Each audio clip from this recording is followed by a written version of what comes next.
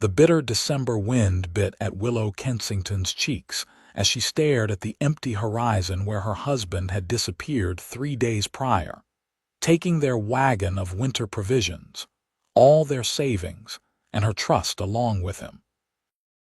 At 26, she had never imagined finding herself alone in their remote cabin with winter settling in across the Montana Territory of 1878, with nothing but 2 days' worth of food remaining in her pantry.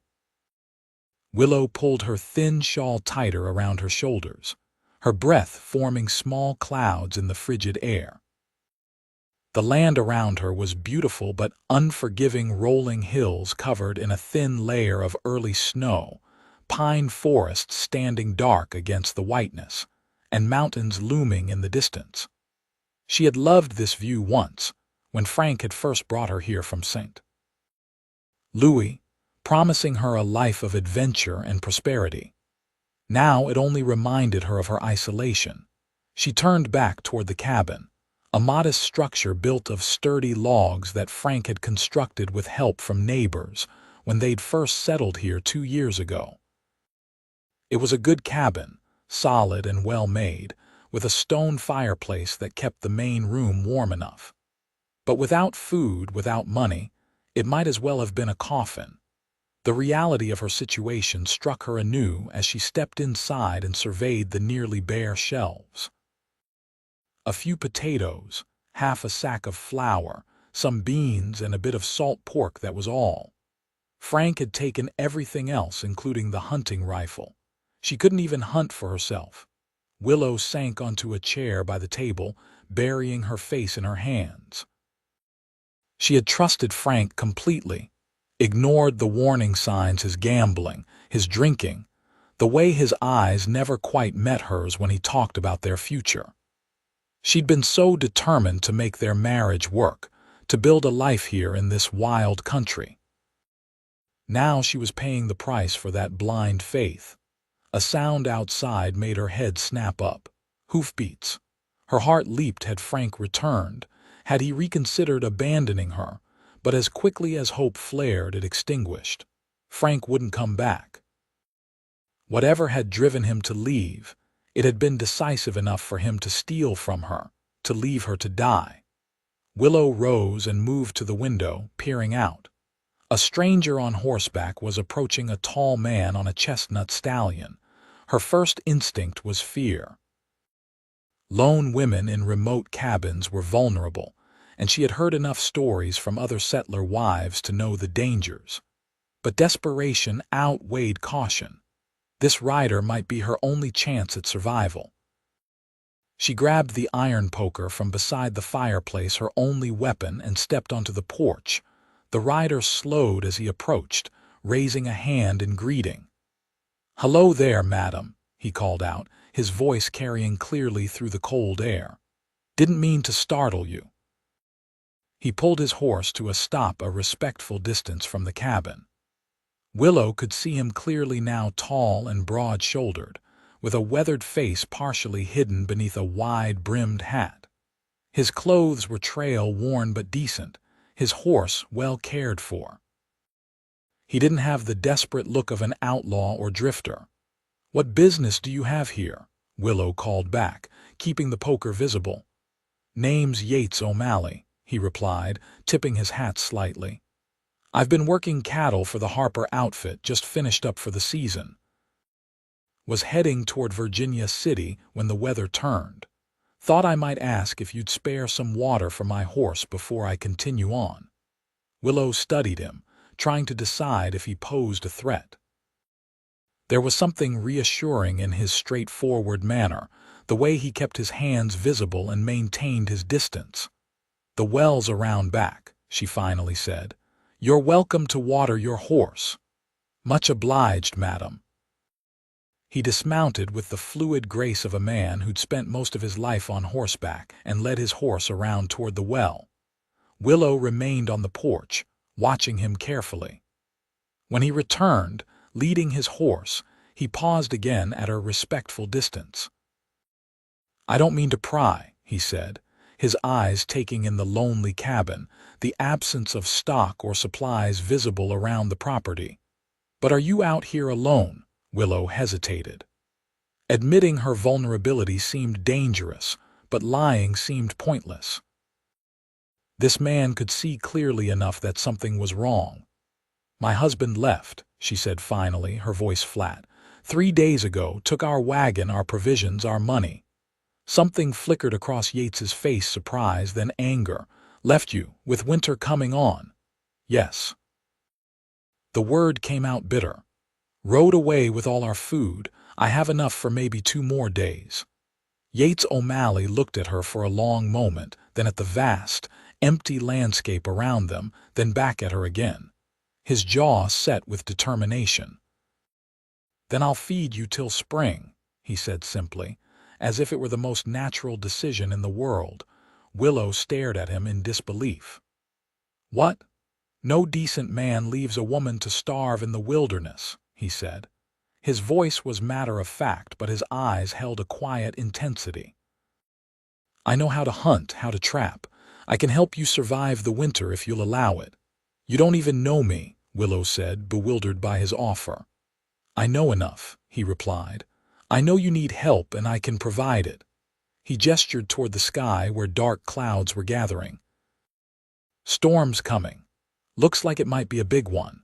If I leave now, you'll be buried in snow with no food by tomorrow night." Willow hesitated, weighing her options. She could refuse his help and almost certainly starve or freeze to death. Or she could accept the assistance of this stranger, this man who might have his own motives, but who was currently her only hope of survival. "Where would you stay?" she asked cautiously. "I've got a bedroll. I can set up in your barn or build a lean-to nearby," he said. "I won't impose on your home, madam. You have my word." The sincerity in his voice convinced her. Besides, what choice did she really have? "There's a small storage room off the barn," she said finally. "It has a stove. You can stay there." Relief crossed his features. "Thank you. I'll get my horse settled, then see about hunting us something for dinner." As Yates led his horse toward the barn, Willow watched him go, wondering if she had just made a grave mistake or saved her own life. Only time would tell. True to his word, Yates returned an hour later with 2 rabbits. Willow watched from the cabin window as he expertly skinned and cleaned them by the outdoor fire pit, his movements efficient and practiced. When he approached the cabin door, he knocked politely, before stepping inside at her invitation. The rabbits had been spitted and were ready for cooking. "Thought you might want to roast these over your hearth," he said. "Easier than trying to cook outside with that wind picking up." "Thank you," Willow said, taking the prepared game from him. The reality of her situation struck her again, accepting food from a stranger because her own husband had left her to die. Yates seemed to sense her discomfort. "I'll head back to the barn, get my things organized," he said. "That storm's blowing in fast. Might be a good idea to bring in extra firewood while we can."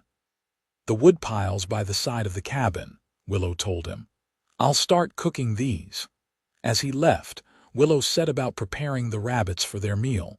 Her hands worked automatically while her mind raced. She'd been raised in a respectable family in St. Louis, taught to be a proper lady. Now here she was, abandoned in the wilderness, accepting the help of a cowboy she'd just met. What would her parents think? They had opposed her marriage to Frank from the start, concerned about his character and his plans to move west. She had defended him passionately, convinced their love would overcome any obstacles. How wrong she had been. By the time Yates returned, arms loaded with firewood, Willow had the rabbits cooking over the fire and had set the small table with their meager provisions, the last of the potatoes and some stale bread. "Smells good," he commented, setting the wood in the box beside the hearth. Snow dusted his shoulders and hat, melting quickly in the warmth of the cabin. "It's not much of a meal," Willow said apologetically. "It's more than many have out here," he replied, And tomorrow I'll see about trapping more game. Maybe find a deer if we're lucky." They ate in awkward silence at first, two strangers thrust together by circumstance. Gradually, Willow began asking questions about his work as a cowboy, finding it easier to focus on his life than contemplate her own situation. "Been working cattle since I was 15, Yates told her. "Started out in Texas, worked my way north with the herds. Spent the last few years mostly in Montana and Wyoming territories." "You don't have a permanent home?" Willow asked. Yates shook his head. "Not yet. Been saving up, though. Thought maybe someday I'd get a small spread of my own." He looked around the cabin. "Something like this, actually, just big enough for a man to build a life on." "It's a good cabin," Willow said quietly. "Frank built it well, whatever else he may have done wrong." Yates studied her face for a moment. "How long were you married?" "3 years. We came out here 2 years ago from St. Louis, I thought." She trailed off, not wanting to reveal the depth of her naivety. "You thought you were building a life together," Yates finished for her. "There's no shame in that, Mrs. Kensington," she supplied. "Willow Kensington." "And yes, that's what I thought." "Well, Mrs. Kensington, please," she interrupted. "Just Willow. It seems strange to stand on formality in these circumstances." He nodded. "Willow, then, and I'm Yates." He set down his fork. "I meant what I said earlier. I'll help you through the winter. Come spring, you'll have options. You could return to your family in St. Louis, or—" "I can't go back," she said quickly. "My parents warned me against marrying Frank. They said he wasn't reliable, that I'd regret following him west." She laughed bitterly. "I told them they didn't understand what love was. I couldn't face them now, admit they were right all along." "Then we'll figure something else out," Yates said simply. "But first, we need to get through winter." After dinner, he insisted on washing the dishes, saying she'd done the cooking. As Willow watched him work, she was struck by how different he was from Frank. Where Frank had been charming but restless, always talking about the next opportunity, the next big strike, Yates had a steady, grounded quality. His hands were calloused and strong, his movements deliberate. "The storm's going to be bad," he said, looking out the window at the increasing snowfall. "I should check on my horse, make sure everything's secure in the barn." "Be careful," Willow found herself saying. "The path to the barn can be treacherous in the snow." He nodded, putting on his coat and hat. "I won't be long. Bank up the fire before you turn in." After he left, Willow stood by the window watching the snow fall in thick, silent curtains. The reality of her situation was sinking in. Without Yates's unexpected appearance, she would likely have died in this cabin, alone and forgotten. The thought sent a chill through her that had nothing to do with the winter cold. She added wood to the fire as he'd suggested, then prepared for bed. The cabin had only one bedroom, and as she settled under the quilts, she found herself grateful for Yates's insistence on staying in the barn. Many men might have used her vulnerable position to impose themselves, but he had shown nothing but respect. As she drifted toward sleep, the wind howling outside, Willow realized something strange for the first time since Frank had abandoned her. She felt safe. The next morning, Willow awoke to a world transformed by snow. It had fallen heavily through the night, blanketing everything in pristine white. The storm had passed, leaving behind a crystal-clear blue sky and temperatures that made the snow crunch underfoot. She had just stoked the fire when a knock came at the door. Yates stood there, his breath visible in the cold air, holding a brace of snowshoe hares. "Morning," he greeted her. "Caught these in traps I set last night after you turned in." "You set traps in that storm?" Willow asked, amazed. "Best time," he replied with a slight smile. "Animals are rushing to find shelter, not paying as much attention to danger." He handed her the hares. "I've already cleaned them. Thought we could make a stew that would last a couple of days." "Come in," she said, stepping aside. "You must be freezing." Inside, he removed his hat and coat, revealing dark hair streaked with a touch of silver at the temples. In the daylight, Willow could see him more clearly. He was older than she had first thought, perhaps in his early 30s, with lines at the corners of his eyes that suggested both laughter and hardship. "I checked your woodpile," he said. "It's decent, but won't last all winter. When the weather clears a bit more, I'll cut some additional cords." "Thank you," Willow said, genuinely grateful. She set about preparing breakfast from their meager stores, a thin porridge with the last of the dried apples chopped into it. As they ate, Yates outlined his plans. "After breakfast, I'll set more traps, then see about finding deer sign. We'll need larger game to see us through winter. Do you have any preserves put up? Vegetables from a garden?" Willow's face fell. "We had a root cellar full of preserved vegetables, dried fruits, jams." Frank took almost everything. "There's still some pickled beans and a few jars of preserves, but not nearly enough for winter." Yates frowned. "Your husband was thorough in his betrayal. He always was meticulous," Willow said with bitter irony. "Do you think we can really survive the winter?" "Yes," Yates said without hesitation. "It won't be easy, but it's possible. Game is plentiful in these parts if you know where to look, and we still have time before the worst of winter sets in to gather and preserve what we can." His confidence reassured her. After breakfast, they worked together to start the hare stew, setting it to simmer slowly over the fire. Then Yates departed with his rifle to hunt, leaving Willow to tend the cabin. Alone again, she took stock of their situation. The reality of spending an entire winter in close quarters with a man she barely knew struck her anew. It was highly improper by the standards she'd been raised with, but those standards meant little in the face of survival.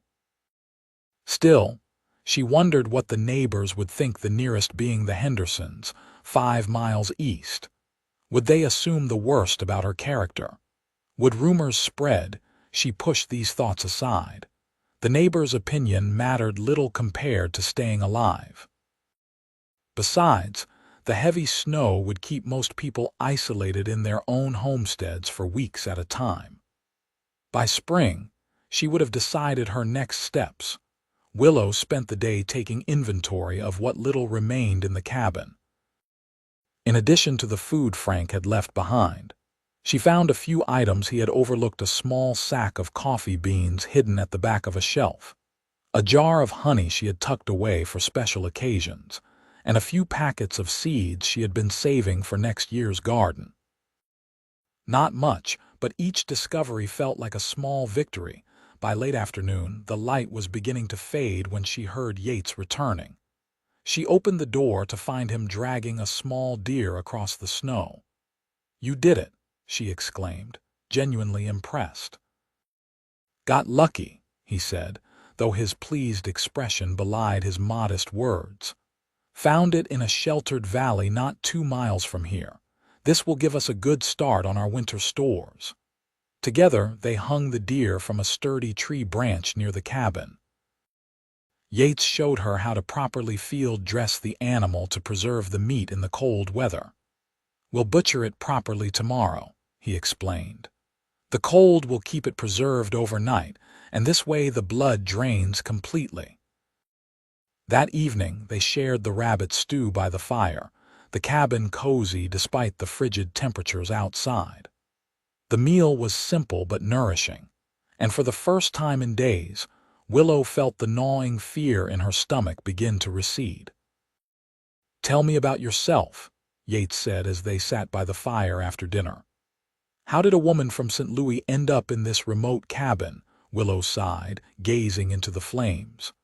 "I met Frank at a social gathering. He was handsome, charming, full of grand plans and adventures. My life in St. Louis felt confined, predetermined. Every day the same routines, the same expectations." She glanced at Yates. "I wanted more than that. And Frank promised you more." "Yes, He talked about the West like it was Eden, untamed land waiting for people with vision and courage. He'd worked briefly in the mining camps in Colorado and was convinced he could strike it rich out here. She laughed softly. I was so naive. I imagined us building a grand ranch, hosting parties for neighbors, creating a civilized outpost in the wilderness. Instead you got this, Yates said, gesturing to the modest cabin. This cabin isn't what disappointed me, Willow corrected him. This I could have been happy with if it had been shared with someone who truly cared for me. It was realizing that Frank saw me as just another possession, something he could discard when it became inconvenient. Yates was quiet for a moment.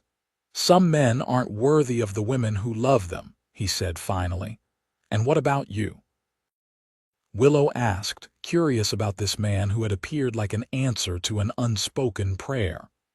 Have you ever been married? A shadow crossed his face. No, came close once back in Texas. Her name was Catherine. We were young, had plans to start a ranch together. He poked at the fire, sending sparks up the chimney. She died of fever before we could marry. After that, I took to the trail. Easier to keep moving than to stay in one place with those memories. I'm sorry, Willow said softly, understanding now the hint of sadness she sometimes saw in his eyes. It was a long time ago, he replied. Almost 10 years now. They sat in companionable silence for a while, each lost in their own thoughts as the fire crackled between them. Tomorrow I'll show you how to set traps yourself, Yates said eventually, and how to use my pistol. You should be able to defend yourself if necessary. Willow nodded, grateful for his practicality. I'd like that. I don't want to be helpless again. As the days passed, a routine began to establish itself. Yates would hunt or check traps in the mornings, while Willow maintained the cabin and prepared meals. In the afternoons, he taught her survival skills, how to set snares for rabbits, how to identify animal tracks in the snow, how to shoot his revolver with reasonable accuracy. A week after his arrival, they were blessed with a spell of milder weather. Yates used the opportunity to cut additional firewood, working from sunrise to sunset to build up their supplies. Willow helped where she could, stacking the split logs along the side of the cabin. By the time darkness fell, they were both exhausted but satisfied with their progress. The woodpile had tripled in size, and Yates had also managed to shoot 2 more deer, the meat from which they were carefully preserving through a combination of smoking, drying, and storing in the frigid natural refrigerator of the root cellar. That evening, as they sat down to a dinner of venison stew, Willow realized she was no longer afraid of starving.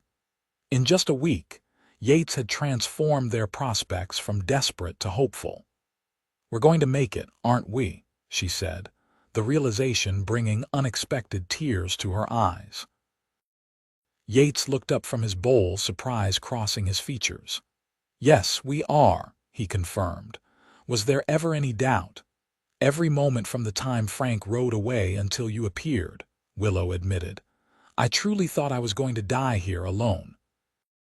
Yates reached across the table, hesitating briefly before placing his hand over hers. His palm was warm and rough with calluses. You're not alone anymore, Willow. The simple touch, the sincerity in his voice, stirred something in her, something she had thought died when Frank betrayed her. She quickly pulled her hand away, confused by her reaction. Thank you for all you've done, she said, standing to clear the dishes. I don't know how I'll ever repay you. No need for repayment, Yates said, rising to help her. Any decent man would have done the same. But as they moved around the small cabin, working together to clean up after dinner, Willow wasn't so sure. She had known plenty of decent men in St. Louis who would have ridden past her cabin without a second thought. What Yates was doing went beyond common decency. It was a profound act of kindness toward a stranger. That night, Lying in her bed listening to the wind outside, Willow found herself thinking about Yates in a way that both surprised and unsettled her.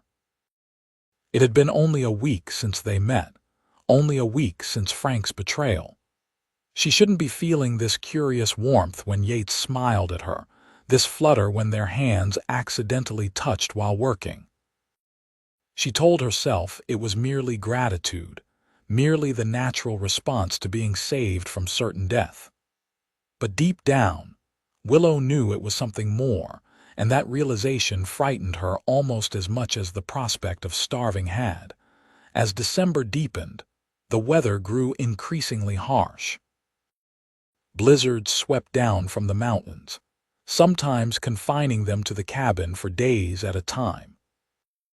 During these periods of forced proximity, Willow learned more about Yates, how he'd left home at 15 after his father died, how he'd worked his way up from camp cook to respected cowhand, how he dreamed of someday having his own small cattle operation.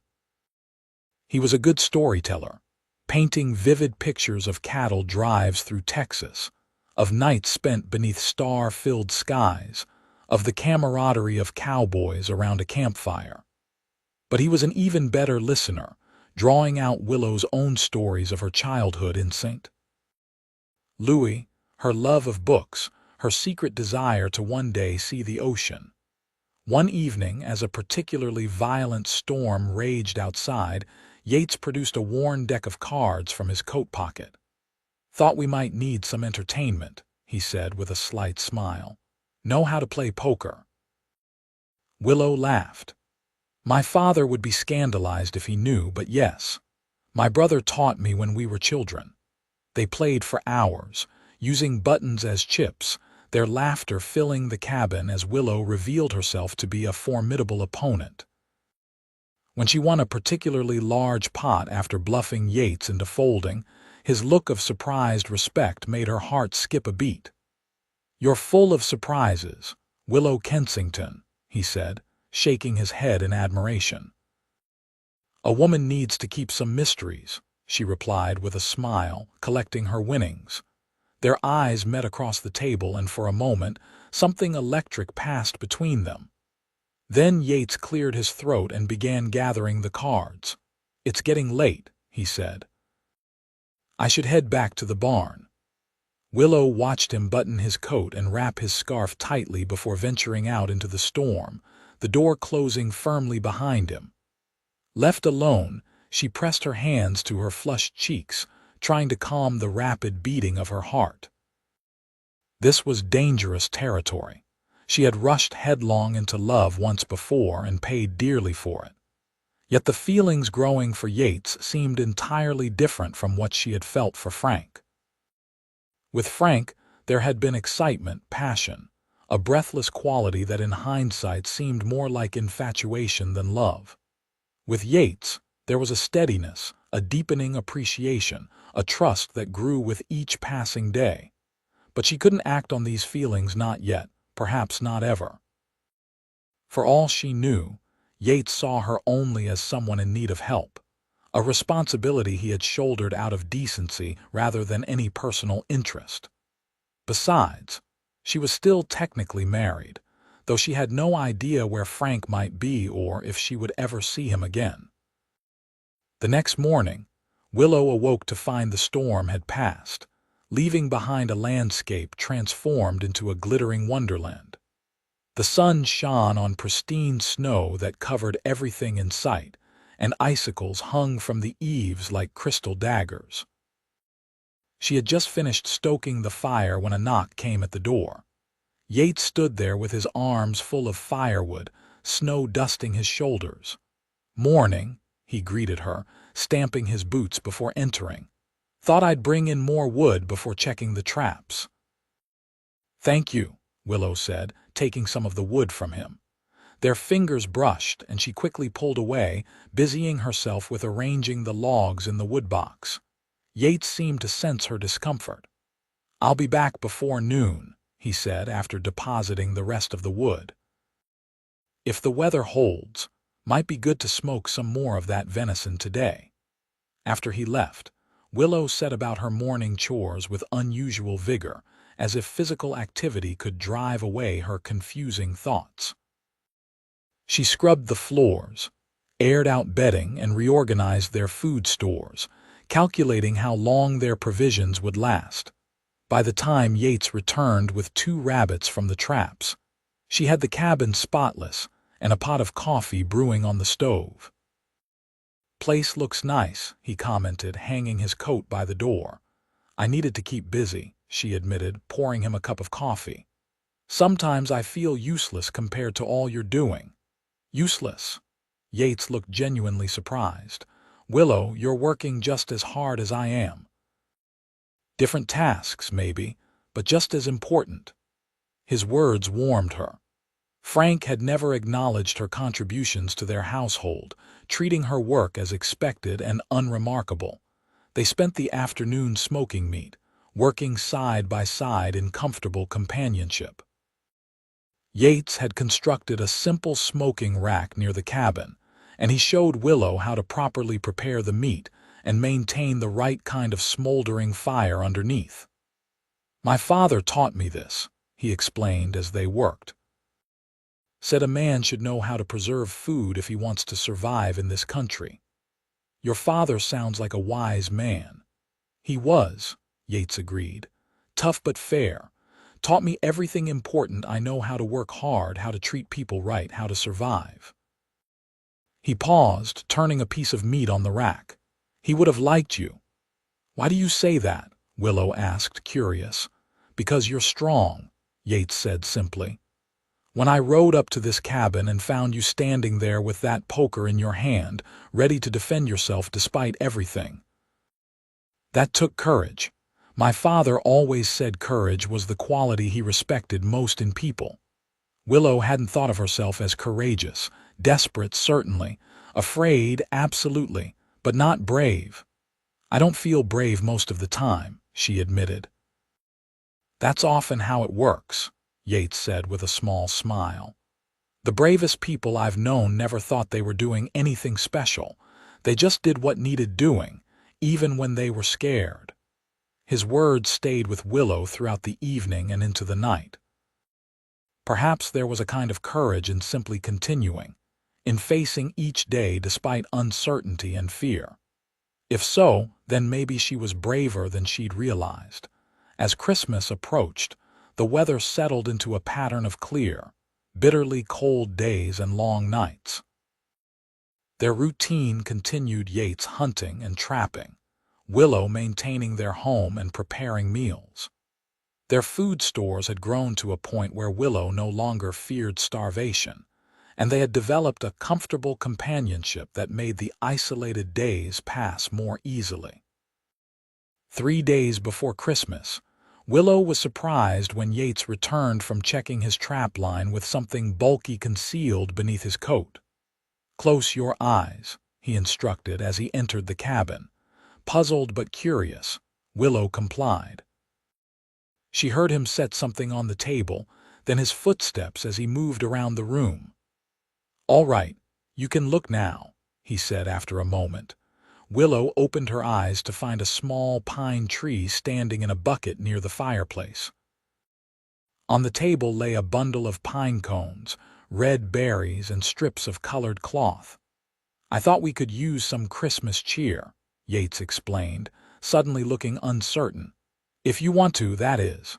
Emotion welled up in Willow's throat. The simple thoughtfulness of the gesture touched her deeply.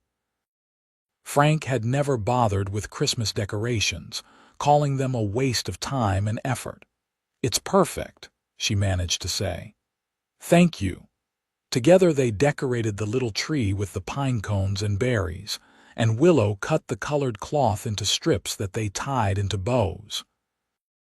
The result was rustic but charming, a bright spot of festivity in their otherwise practical surroundings. As they stood back to admire their work, Willow impulsively reached for Yates's hand, squeezing it in gratitude. To her surprise, he didn't pull away. Instead, his fingers curled around hers, warm and strong. "Merry Christmas, Willow," he said softly. "Merry Christmas, Yates," she replied, her voice equally quiet. For a moment they stood there, connected by their joined hands and something deeper that neither was ready to name.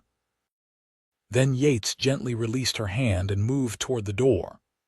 "Almost forgot brought back a couple of grouse as well," he said, retrieving the birds from where he'd hung them outside. "Thought they might make a nice Christmas dinner." The moment had passed, but something had shifted between them. As they went about preparing the birds, Willow found herself stealing glances at Yates, noting the careful precision of his movements, the way the firelight caught in his dark hair, the quiet concentration in his eyes. That night, after Yates had returned to the barn, Willow stood looking at the little Christmas tree, its silhouette visible in the dying firelight. In the midst of hardship and uncertainty, Yates had found a way to bring beauty and joy into their lives. It was a quality Frank had never possessed, the ability to find light even in darkness. Christmas Day dawned clear and cold, the sun turning the snow-covered landscape into a sea of diamonds. Willow rose early, determined to make the day special despite their limited resources. She baked bread using some of their precious flour and prepared the grouse with herbs she had dried before winter set in.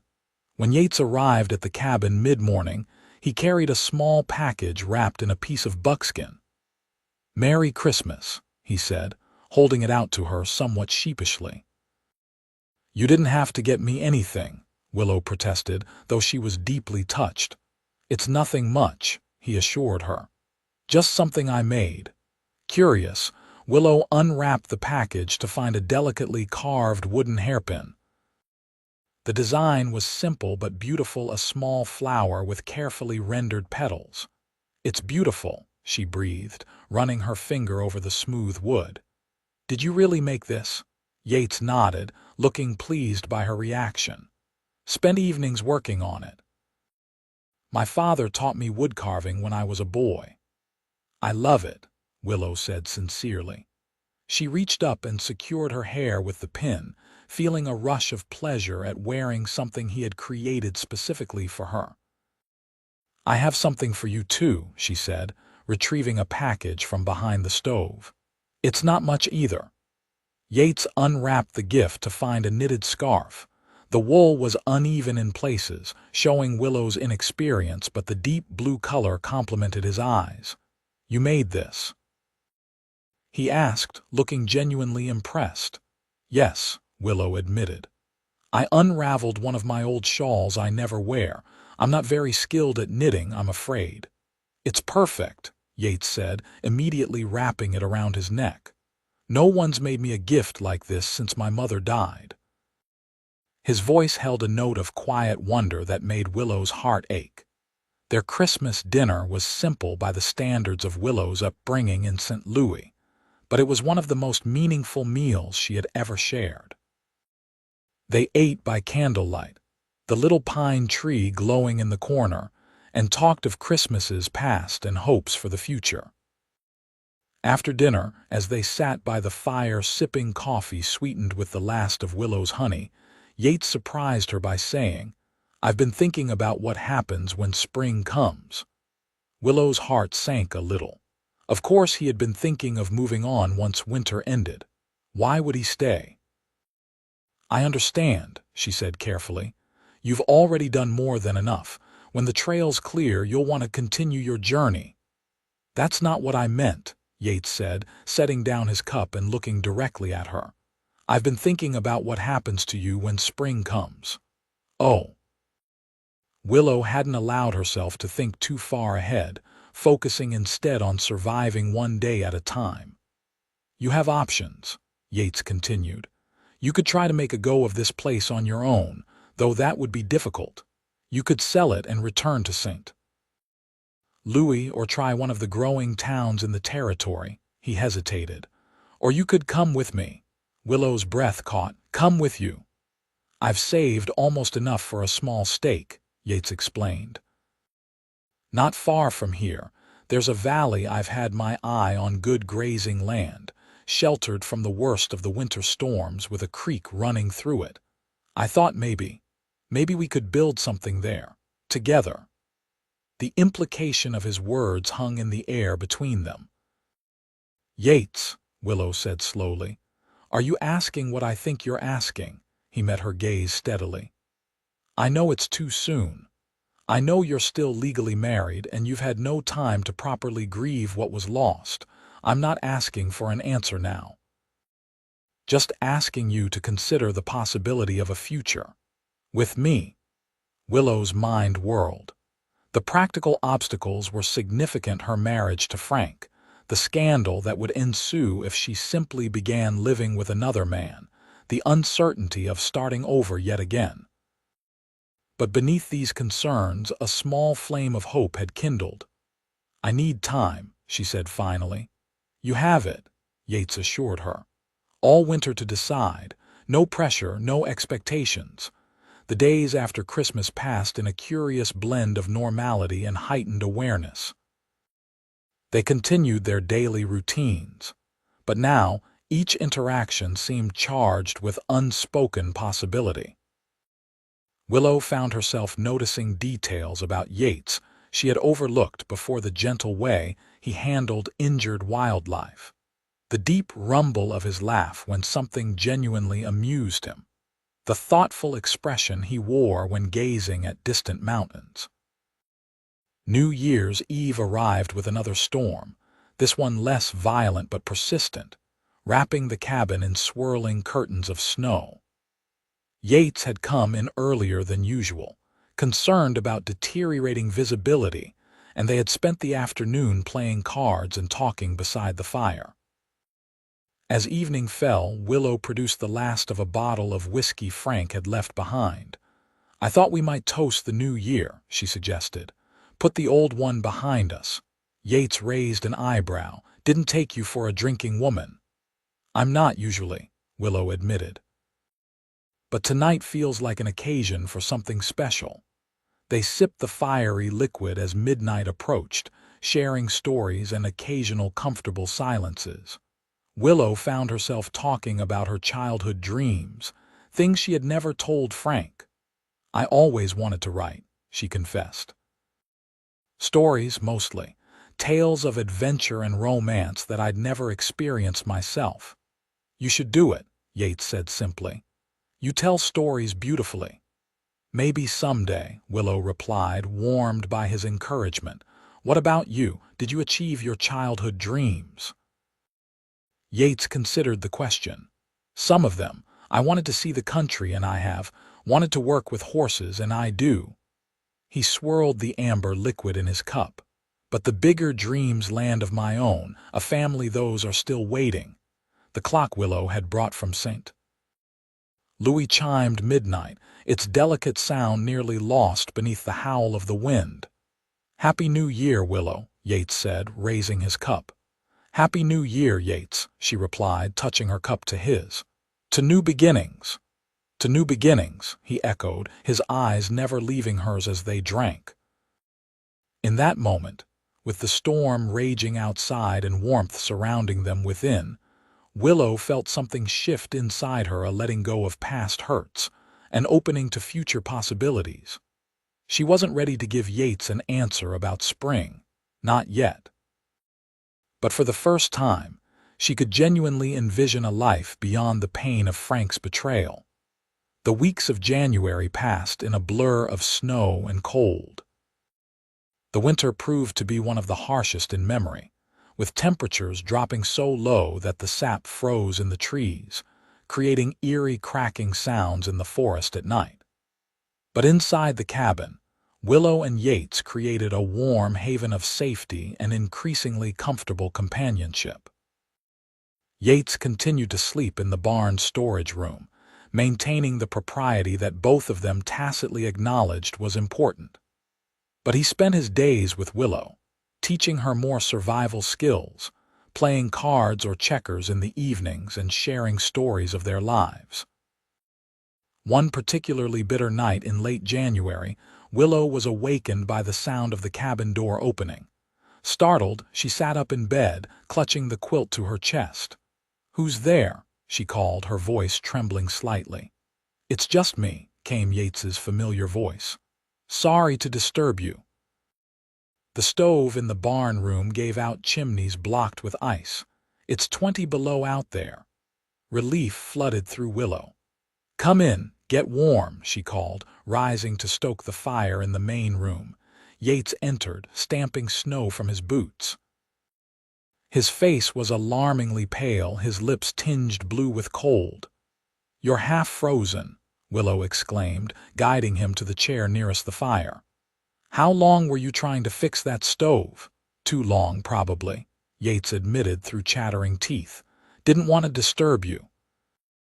"You could have frozen to death," Willow scolded, wrapping a blanket around his shoulders. "That would have disturbed me considerably more." She built up the fire and made coffee, forcing Yates to drink the hot liquid while she assessed the situation. The storm outside was intensifying, and temperatures were continuing to drop. The barn room would be uninhabitable without a functioning stove. "You'll have to stay here tonight," she decided. "You can take the bedroll by the fire." "I don't want to impose," Yates began. "It's not an imposition if it prevents you from freezing to death," Willow cut him off. "Besides, who's to know out here? We'll fix the stove tomorrow when it's light." Reluctantly, Yates agreed, and Willow helped him arrange a makeshift bed near the hearth. Despite the innocence of the arrangement, there was an undeniable intimacy in preparing for sleep in the same small space. Willow found herself acutely aware of Yates's presence as she returned to her own bed, leaving the bedroom door slightly ajar in case he needed anything during the night. Sleep was slow to return as she listened to the storm outside and the occasional shifting of Yates by the fire. There was comfort in knowing he was there, in not being alone during the fiercest night of winter. But there was also a yearning that surprised her with its intensity, a wish that circumstances were different, that there weren't so many complications standing between them. In the morning, Willow awoke to find Yates already up, stoking the fire and preparing coffee. He looked up when she emerged from the bedroom, wrapped in her robe. "Morning," he said, a touch of awkwardness in his voice. "Storm's let up some. I'll head out to fix that stove as soon as it's fully light." "No rush," Willow said, pouring herself coffee. "It's safe and warm in here." They worked together to prepare a simple breakfast of cornmeal mush sweetened with the last of the honey. As they ate, Yates seemed preoccupied, his gaze frequently drifting to the window. "Something troubling you?" Willow finally asked. Yates hesitated. "Just thinking about how precarious life is out here. If I hadn't woken when that stove failed, if the cabin had been empty when I arrived months ago." He looked at her directly. "We survive by the smallest of margins sometimes. But we do survive," Willow pointed out. "Especially when we're not alone." His expression softened. "Yes, especially then." After breakfast, true to his word, Yates headed out to repair the stove in the barn room. Willow watched from the window as he made his way through the deep snow, strong and capable against the harsh landscape. She found herself hoping the repair would be complicated, requiring another night by her hearth, and immediately chided herself for the thought. But the stove was fixed by midday, and that evening Yates returned to his separate quarters, leaving the cabin feeling strangely empty despite its small size. February brought slightly milder weather, with occasional days warm enough to melt the snow on south-facing slopes before freezing again at night. On one such day, Yates suggested they ride out together to check the trap line, giving Willow a chance to escape the confines of the cabin. "Are you sure it's safe?" Willow asked, eyeing the horse Yates had saddled for her, his own chestnut stallion. He would ride Frank's old mare, which had remained in the barn when Frank left. "The trail's packed down from my daily trips, and Phoenix here is sure-footed," Yates assured her, helping her mount. "Besides, you've been cooped up for months. Thought you might enjoy the fresh air." The day was glorious, bright sunshine sparkling on the snow, the air cold but invigorating. As they rode side by side along the forest trail, Willow felt a freedom she hadn't experienced since before Frank's departure. Being on horseback, moving through the winter landscape with Yates beside her, awakened a sense of possibility she had almost forgotten. The trapline yielded 2 rabbits and a fox with a luxurious red coat. Yates showed Willow how to properly remove the pelt, explaining that good fur could fetch a decent price in spring trading. "You think like a true frontiersman," Willow observed as they worked. "Always planning ahead, always finding value in what others might overlook." "Had to learn young," Yates replied. "When you grow up with little, you learn to make use of everything." On their return journey, they stopped at a viewpoint overlooking the valley. The vista was breathtaking, miles of snow-covered forest stretching toward distant mountains, broken by the occasional glint of frozen streams. "It's beautiful," Willow breathed, taking in the wild grandeur. "This is what I love about this country," Yates said, his gaze sweeping the landscape. "It's harsh but honest. Demands your respect but rewards your effort." As they sat their horses side by side, enjoying the view, Willow realized with sudden clarity that she had fallen in love with Yates O'Malley. Not the desperate, clinging love she had felt for Frank, but something deeper and more substantial, a love built on shared hardship, mutual respect, and genuine admiration. The realization should have frightened her, given all the uncertainties of their situation. Instead, it settled in her heart like a certainty, something she had perhaps known for weeks but hadn't been ready to acknowledge. Yates turned to find her watching him, and something in her expression made him draw his horse closer to hers. "Willow," he said softly, questioningly. Instead of answering, she leaned across the short distance between them and pressed her lips to his. The kiss was brief but unmistakable in its meaning. When she pulled back, Yates looked stunned, his eyes searching hers. "I'm sorry," Willow said quickly. "I shouldn't have." "Don't apologize," Yates interrupted. He reached across to take her gloved hand in his. "Never apologize for that." The ride back to the cabin was charged with unspoken emotions, both of them acutely aware that something fundamental had changed between them. When they reached the cabin, Yates helped Willow dismount, his hands lingering at her waist longer than necessary. "I should take care of the horses," he said, his voice rough. Willow nodded, suddenly shy. "I'll start dinner." Inside the cabin, she moved about her tasks in a daze, replaying the kiss in her mind. It had been impulsive, perhaps reckless given all the complications, but she couldn't bring herself to regret it. For months she had been drifting, her future uncertain after Frank's betrayal. Now, for the first time, she felt anchored again, not to a place, but to a person. When Yates returned, they ate dinner with an undercurrent of tension that was both uncomfortable and exhilarating. Their conversation was stilted at first, neither quite knowing how to address what had happened. Finally, as they sat by the fire after the meal, Yates broke the silence. "We should talk about what happened today." "Yes," Willow agreed, gathering her courage.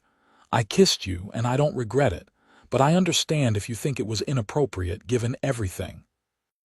"Inappropriate is the last word I'd use," Yates said, his voice low and earnest. "I've wanted to kiss you for weeks, but I've held back because of your situation, because I didn't want you to feel pressured or rushed." "I don't feel pressured," Willow assured him. "What I feel is alive again."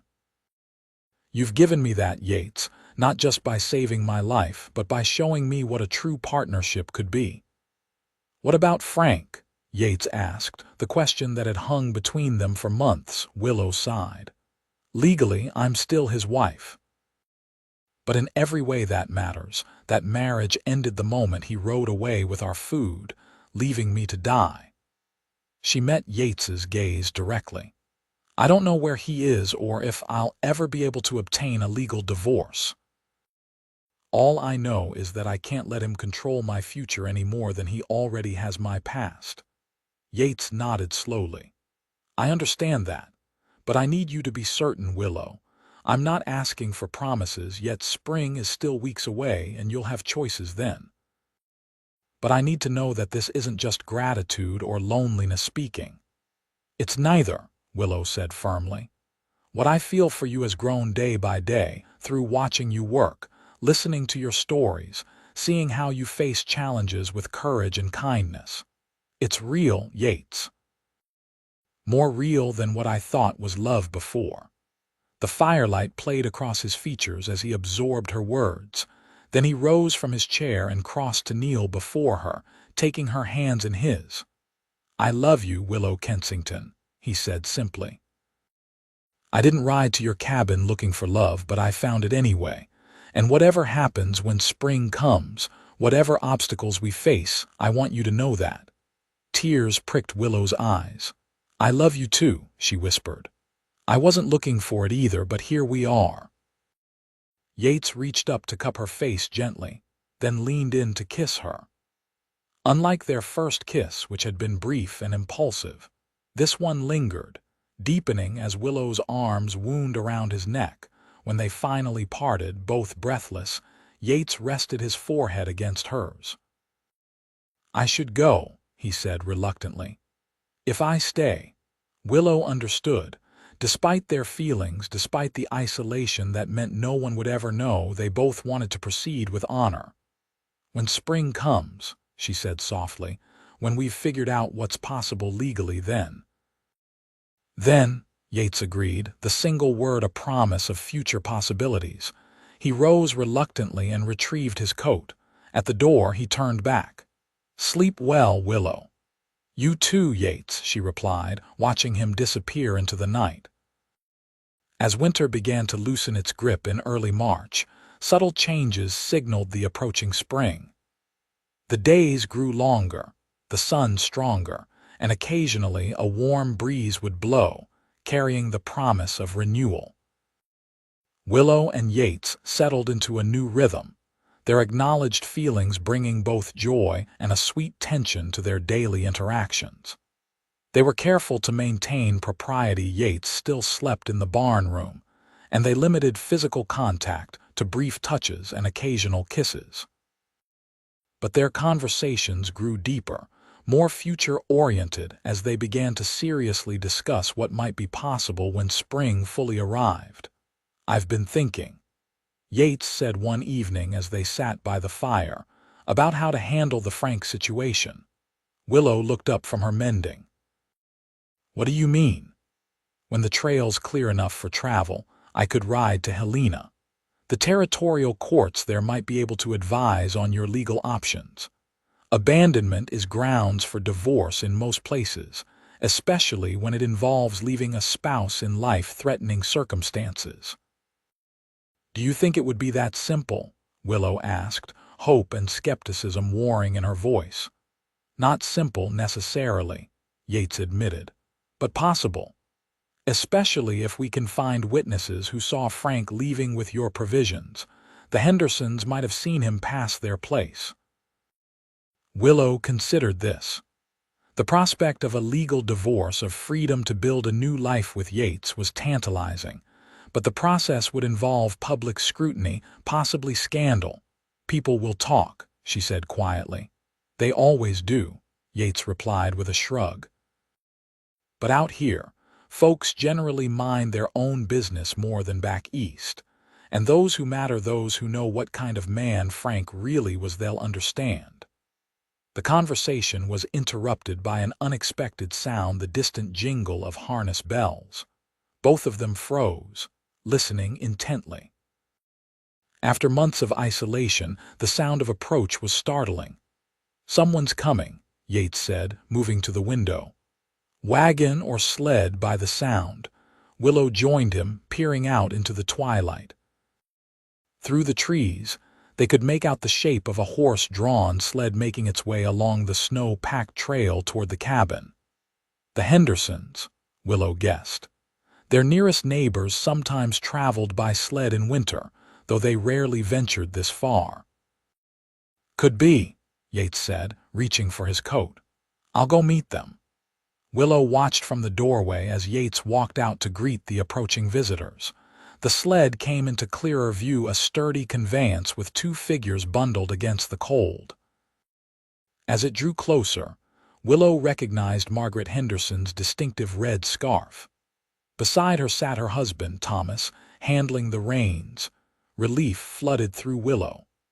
The Hendersons were good people, hard-working settlers who had been kind to her and Frank when they first arrived in the area.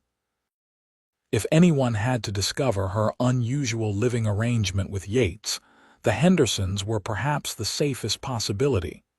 Yates exchanged greetings with the couple, then gestured toward the cabin. Willow stepped back inside to prepare for guests, the first they'd had all winter. She quickly tidied the main room, put coffee on to boil, and arranged some smoked venison and bread on a plate when the Hendersons entered, stamping snow from their boots. Their faces showed surprise at finding Willow not alone. "Mrs. Kensington," Margaret said, embracing Willow warmly. "We've been so worried about you. When we heard Frank had left." She trailed off, glancing uncertainly at Yates. "It's true," Willow confirmed. "Frank left in December, took almost all our provisions with him." Thomas Henderson's face darkened. "We saw him pass our place heading east. Had the wagon loaded up. Asked him where you were, and he said you were staying with relatives who'd come to visit. Never sat right with me, that story. I would have frozen or starved if not for Mr. O'Malley," Willow explained, gesturing to Yates. "He arrived just after Frank left, found me alone with almost no food." "The Lord provides," Margaret said, looking at Yates with newfound appreciation, "even if sometimes his instruments are unexpected." Yates nodded respectfully to the older woman. "I was just passing through, madam." Couldn't leave her to face winter alone. Over coffee and food, they exchanged news. The Hendersons had been relatively isolated as well, but had heard rumors from the occasional traveler. The winter had been harsh throughout the territory, with several homesteaders lost to cold or hunger. There were also rumors of Frank Kensington. He had been seen in Virginia City, apparently flush with money and spinning tales of a sick wife back home. This last bit of information struck Willow like a physical blow. While she had suspected Frank had no intention of returning, hearing confirmation of his new life elsewhere made his betrayal freshly painful. "I'm sorry, Willow," Margaret said gently, seeing her distress. "You deserved better than that scoundrel." "I'm just glad you weren't alone out here," Thomas added, glancing at Yates with tacit understanding in his eyes. The older man had clearly assessed the situation and made his own judgments. When the Hendersons prepared to leave, promising to return when weather permitted, Margaret pulled Willow aside for a private word. "I see how he looks at you," she said quietly, nodding toward Yates, who was helping Thomas with the sled. "And how you look at him." Willow flushed. "Margaret, no need to explain," the older woman interrupted. "Life out here isn't like back east. Sometimes Providence sends the right person at the unexpected time." She squeezed Willow's hand. "Frank forfeited any claim to your loyalty when he left you to die, legal papers or no." The Hendersons' visit, brief as it was, marked a turning point.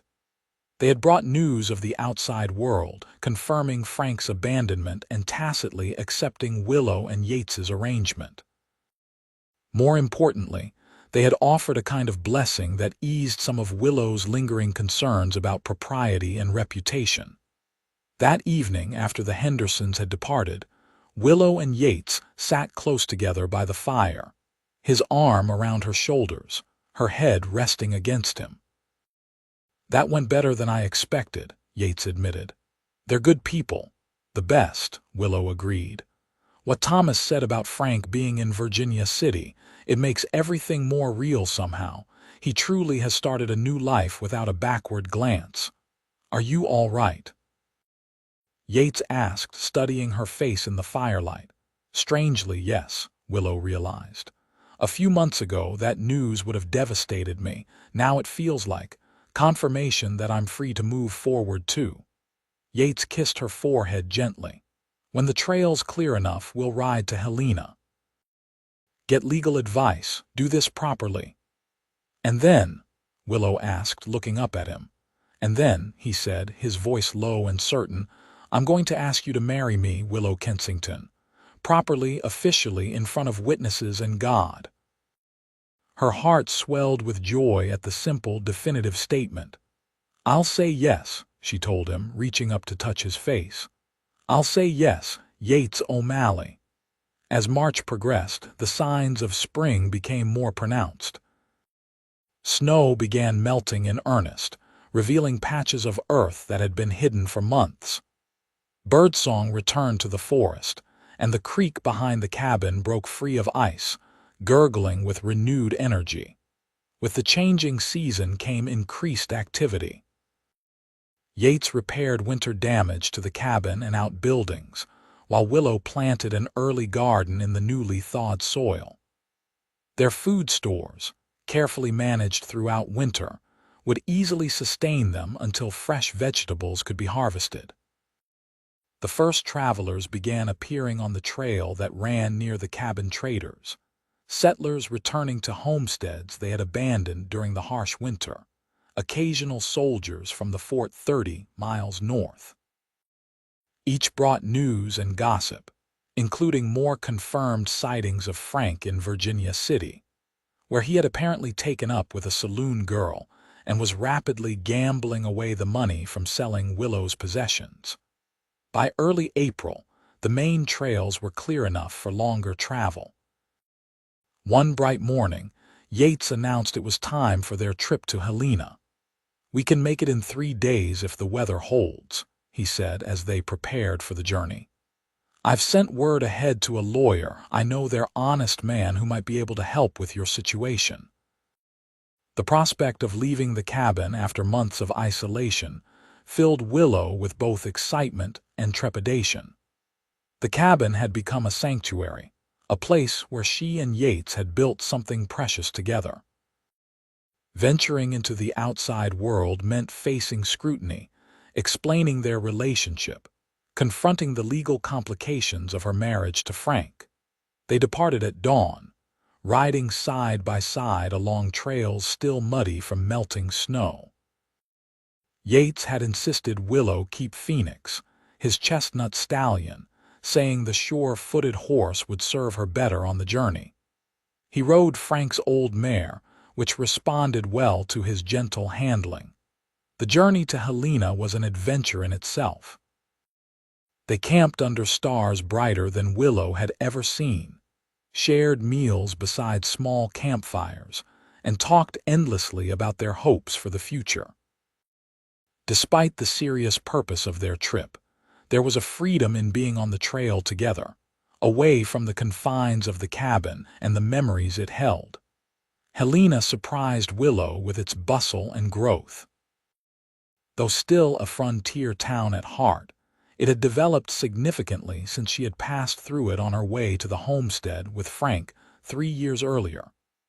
Buildings that had been hastily constructed wooden affairs were now substantial structures of brick and stone. The streets teemed with people from all walks of life: miners, businessmen, settlers, and soldiers from the nearby fort. Yates secured them separate rooms at a respectable hotel, maintaining the propriety they both felt was important until their situation could be legally resolved. The following morning, they met with Mr. Hargrove, the lawyer Yates had contacted. Hargrove's office was a small but well-appointed room above a dry goods store. The lawyer himself was a surprisingly young man with spectacles and a thoughtful demeanor. Mrs. Kensington, he greeted Willow, gesturing to a chair. Mr. O'Malley has explained your situation in his letter. Abandonment under life-threatening circumstances is indeed grounds for divorce in this territory. How long would the process take? Willow asked. Ordinarily, several months at minimum, Hargrove replied. However, your case has certain, compelling elements that might expedite matters. He shuffled through some papers on his desk. I've taken the liberty of making inquiries. Your husband has made quite a name for himself in Virginia City, not a favorable one, I might add. What do you mean? Yates asked. Mr. Kensington has accumulated significant gambling debts, Hargrove explained. He's also been boasting publicly about, forgive me, Mrs. Kensington, getting rid of his nagging wife. Several witnesses have signed statements to this effect. Willow flinched at the callous characterization, but Yates's hand covering hers steadied her. Furthermore, Hargrove continued, I've obtained a statement from the Hendersons confirming they saw him leaving your homestead with what appeared to be all your provisions, and that he lied about your whereabouts. He looked up at them over his spectacles. In short, we have an excellent case not just for divorce but for criminal abandonment. I don't want him arrested, Willow said quickly. I just want to be free of him legally and completely. Hargrove nodded. That can be arranged. In fact, I believe we can convince a judge to grant an expedited divorce on the grounds of abandonment and cruelty. It would help if you could provide a deposition detailing exactly what happened when he left. I can do that, Willow confirmed. Excellent. And Mr. O'Malley, your testimony regarding the condition in which you found Mrs. Kensington will be valuable as well. They spent the next hour providing detailed statements, which Hargrove's clerk carefully recorded. By the end, Hargrove seemed confident. I'll present this petition to Judge Wilson this afternoon, he said. He's a fair-minded man who takes a dim view of men who abandon their responsibilities. With luck, we might have a ruling within days rather than months. As they left the lawyer's office, Willow felt lighter than she had in months. The prospect of legal freedom, of being able to move forward with Yates without shadows from the past, seemed suddenly within reach. They spent the next few days exploring Helena while awaiting news from Hargrove. Yates showed Willow the sights of the growing town, the new territorial capital building, the bustling marketplace, the surprisingly sophisticated restaurants and shops that catered to the area's successful miners and businessmen. On their third evening in town, Yates surprised Willow by suggesting dinner at the Grand Hotel, Helena's finest establishment. When she met him in the lobby, she found him dressed in new clothes, a proper suit that emphasized his broad shoulders and height. You look very handsome, she said, genuinely impressed by his transformation from trail-worn cowboy to distinguished gentleman. And you're beautiful, he replied, his eyes appreciative as he took in her appearance. Willow had splurged on a new dress, a deep blue that complemented her eyes and showed off her figure to advantage. The dining room of the Grand Hotel was elegant by frontier standards, with white tablecloths, crystal glassware, and a small orchestra playing in the corner. As they were seated at a table near the window, Willow couldn't help but compare this evening to her last formal dinner with Frank, when he had spent the entire meal talking about himself and his plans, barely acknowledging her presence. Yates, in contrast, was attentive and engaging, asking about her impressions of Helena, sharing amusing observations about the other diners, and generally making her feel like the center of his world. After they had ordered, Yates reached into his pocket and produced a small velvet box. I know we agreed to wait until everything was legally resolved, he said, sliding the box across the table to her. And I'm still holding to that. But I saw this today and thought of you. Willow opened the box to find a delicate silver pendant in the shape of a willow tree, its branches etched with remarkable detail, hanging from a fine silver chain. "Yates, it's beautiful," she breathed, lifting the necklace from its box. "May I?" he asked, rising to help her put it on. His fingers brushed the nape of her neck as he fastened the clasp, sending a pleasant shiver down her spine. When he returned to his seat, his eyes lingered on the pendant resting against her collarbone. "Perfect," he said softly. The evening passed in a warm glow of good food, pleasant music, and meaningful conversation. By the time they returned to the hotel, Willow was certain that regardless of legal documents or social conventions, she had found her true partner in Yates O'Malley. The following morning brought news from Hargrove. Judge Wilson had reviewed their petition and, impressed by the evidence of Frank's abandonment and subsequent behavior, had agreed to an expedited hearing the next day. "This is unusual," Hargrove explained when they met in his office. But the judge was particularly moved by the life-threatening nature of the abandonment and by Mr. O'Malley's intervention. He said, and I quote, "True decency should be rewarded, and true villainy punished." The hearing itself was brief but emotional. Willow stood before Judge Wilson, a stern but fair-looking man with a substantial white beard, and recounted the day Frank had left with their provisions. Yates testified about finding her alone and nearly out of food as winter set in. The Hendersons, who had traveled to Helena specifically for the hearing, confirmed Frank's lies and their own observations of Willow's dire situation. When all testimony had been given, Judge Wilson cleared his throat and addressed the court. "In my years on the bench, I have seen many cases of marital discord and dissolution," he began. "But rarely have I encountered such a clear example of abandonment and betrayal of the marriage covenant. Frank Kensington not only deserted his wife, but did so in a manner that placed her life in direct peril." He looked directly at Willow. "Mrs. Kensington, this court finds that you have been grievously wronged and are entitled to complete dissolution of your marriage on the grounds of abandonment, cruelty, and breach of marital duty." He struck his gavel decisively. "The divorce is granted, effective immediately.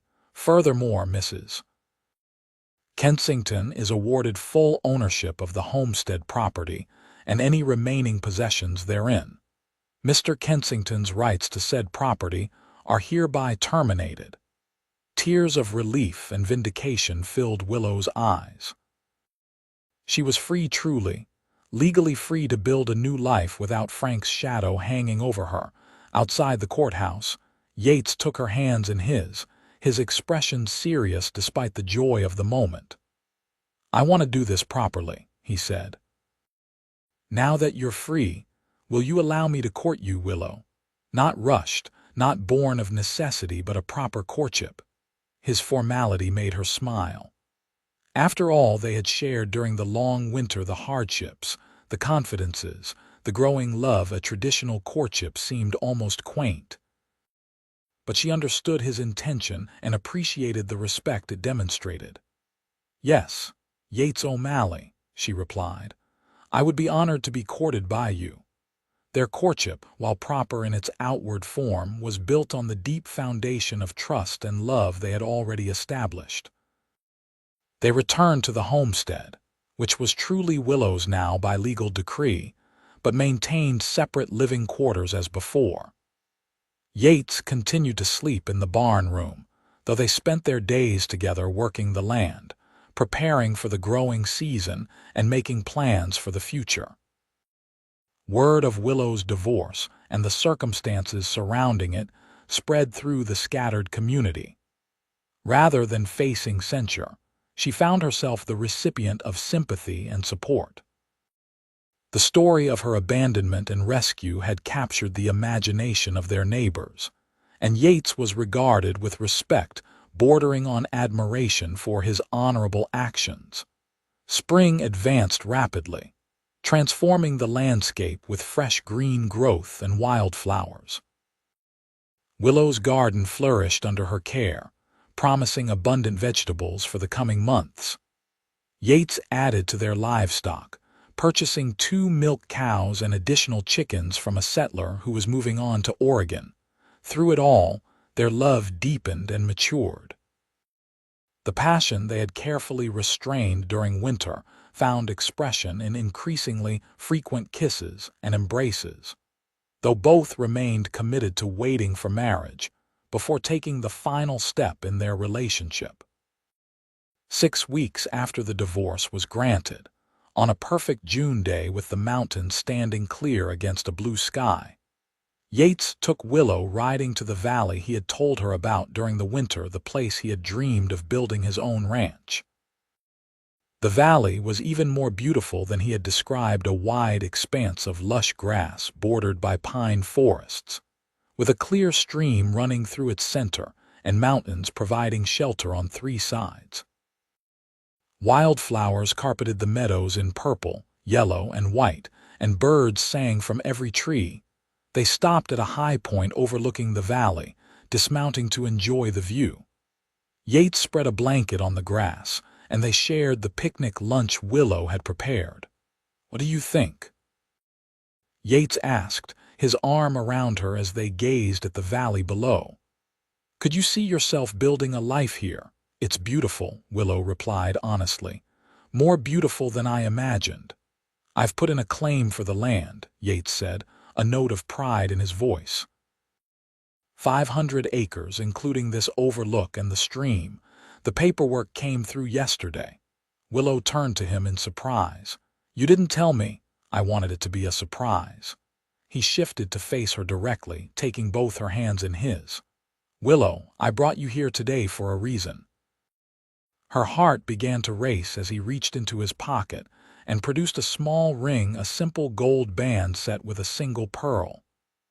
"I love you," Yates said, his voice steady but filled with emotion. "I've loved you since that winter night when you stood on your porch with a poker in your hand, determined to face whatever came your way. I love your courage, your kindness, your strength." He held up the ring. "This isn't fancy, but it's real, like what I feel for you. Willow Kensington, will you marry me? Will you build a life with me in this valley?" Tears of joy filled Willow's eyes. "Yes," she said without hesitation. "Yes, Yates O'Malley, I will marry you and build a life with you. I love you with all my heart." As he slipped the ring onto her finger and sealed their engagement with a kiss, Willow felt a sense of rightness, of completion. The journey that had begun with betrayal and the threat of death had led her to this moment of perfect happiness, to this man who had proven his love not with grand gestures but with consistent care and unwavering support. They were married 2 weeks later in the small church in Helena, with the Hendersons and several other neighbors in attendance. Willow wore a dress of pale blue silk, an extravagance Yates had insisted upon, and carried wildflowers gathered from their valley that morning. Yates, handsome in a new suit, couldn't take his eyes off her as she walked down the aisle toward him. The ceremony was simple but deeply meaningful. When they exchanged vows, promising to love and cherish each other for all their days, both had tears in their eyes, knowing how close they had come to never finding each other at all. That evening they returned to the homestead as husband and wife. For the first time, Yates carried his belongings from the barn room into the main cabin, into the bedroom that was now theirs to share. Their wedding night was everything Willow had hoped for: tender, passionate, a perfect expression of the love that had grown between them through hardship and joy alike. As summer progressed, they divided their time between the existing homestead and their new land in the valley. They began construction on a house larger and more carefully planned than the cabin, with room for the family they hoped to create. Neighbors helped with the building, a tradition of the frontier that strengthened community bonds. By the time autumn painted the landscape in gold and crimson, the house was nearly complete. Their first Christmas as a married couple found them in their new home in the valley. A pine tree stood in the corner, decorated much like the one Yates had brought to the cabin during that first winter. But this tree was surrounded by evidence of their prosperity, comfortable furniture, well-stocked shelves, the beginnings of a library filled with the books Willow loved. As they sat by the fire that Christmas Eve, Willow had a special gift for Yates. Taking his hand, she placed it gently on her stomach. "Next Christmas," she said softly, "there will be 3 of us." The joy that spread across Yates's face was a gift in itself. He gathered her into his arms, holding her as if she were the most precious thing in the world. "I love you, Willow O'Malley," he whispered against her hair. "And I love you," she replied, secure in the knowledge that the man who had once promised to feed her till spring had given her something far more valuable, a lifetime of love, respect, and partnership. Their daughter was born the following summer, a strong, healthy girl with her mother's eyes and her father's determined chin. They named her Hope, a testament to what had sustained them through that first difficult winter and the brighter seasons that followed. As the years passed, their ranch prospered. They added to their herd of cattle, built additional outbuildings, and expanded their home as their family grew to include 2 more children, a boy and another girl. Willow began writing down the stories she had always created in her mind, finding unexpected success when her tales of frontier life were published in Eastern magazines. They never heard from Frank again, though occasionally travelers would bring rumors he had moved to California, had lost everything in a card game, had tried his luck in the Alaska gold fields.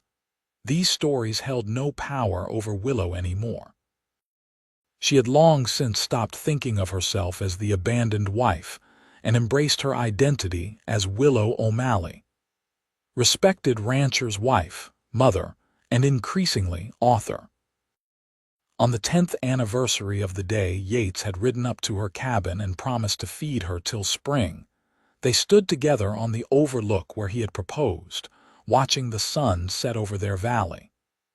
Their children played nearby, their laughter carrying on the evening breeze. "Did you ever imagine this?" Willow asked, leaning against her husband's solid strength. "That day when you found me alone in that cabin?" Yates considered the question, his arm tightening around her waist. "Not specifically this," he admitted. "But I knew from that first moment that you were special, that helping you wasn't just the right thing to do, it was the only thing I could do." "You saved my life," Willow said softly. "And you saved mine," Yates replied, turning to face her. "I was just existing before I found you, Willow.